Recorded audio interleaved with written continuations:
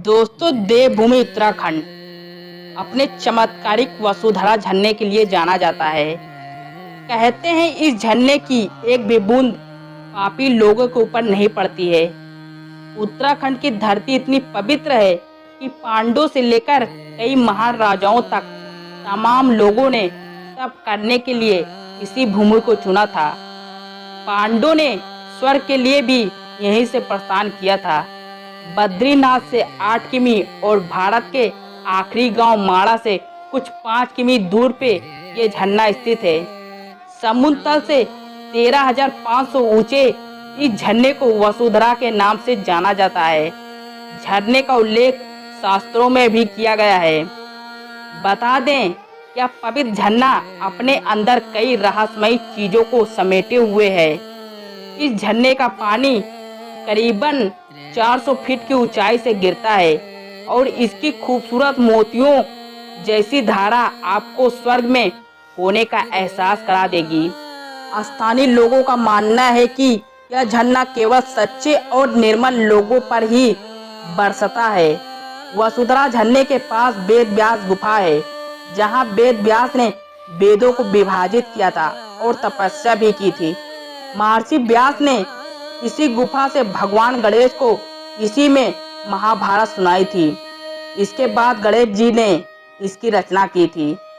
कहते हैं कि महर्षि व्यास ने इसी गुफा में चारों वेदों और गीता की रचना की थी।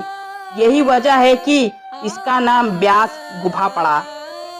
इस गुफा को व्यास पुस्तक के नाम से भी जाना जाता है। एक प्रचलित कहानी के अनुसार लंबे समय बीतने के बाद यह पुस्तक पत्थर में बदल गई थी। भारत के इसी आखिरी गांव से महाभारत काल के अंत में पांडव स्वर्ग गए थे और द्रौपदी के लिए भीम ने एक पुल बनाया था, जिसके नीचे से देवी सरस्वती नदी की धारा बहती है, जिसे भीम पुल कहते हैं। माना जाता है कि भारत के आखिरी गांव माड़ा के इसी स्थान पर देवी सरस्वती का जन्म हुआ था और सरस्वती धारा में स्नान करके ही महर्षि व्यास ने महाभारत महाकाव्य और पुराणों की रचना की थी, जिसकी निशानी आज भी यहाँ मौजूद है। माड़ा के गांव में भारत की आखिरी चाय की दुकान भी है, जहां से आप चाय की चुस्की का पूरा मजा ले सकते हैं। ये दुकान पर्यटकों के बीच काफी मशहूर है। वसुधरा झरना और माड़ा गांव दोनों ही उत्तराखंड के महत्वपूर्ण पर्यटक स्थल हैं, जो अपनी प्राकृतिक सुंदरता और पौराणिक महत्व के लिए जाना जाता है। और इसी जगह पर सहदेव ने अपने प्राण त्यागे थे। माना जाता है कि अगर वसुधरा झरने की बूंद किसी भी व्यक्ति पर गिर जाए तो वह समझ जाए उस व्यक्ति ने जीवन में पूर्ण काम किया है। यही वजह है कि यहाँ देश विदेश से लोग इस चमत्कारी झरने के नीचे एक बार जरूर खड़े होते हैं। कहते हैं इस झरने के पानी में कई जड़ी बूटियों के गुण भी हैं। ये पानी कई पौधों को स्पर्श करते हुए नीचे आती है, इसलिए जिस भी व्यक्ति पर ये पानी गिरता है उसके शरीर से आधे रोग दूर हो जाते हैं। माना जाता है कि यहाँ अष्टवसु ने तप किया था, जिस वजह से इस झरने का नाम वसुधरा नाम पड़ा। ये वाटरफॉल इतना ऊंचा है कि आपको पर्वत की आखिरी चोटी एक बार में नजर नहीं आएगी।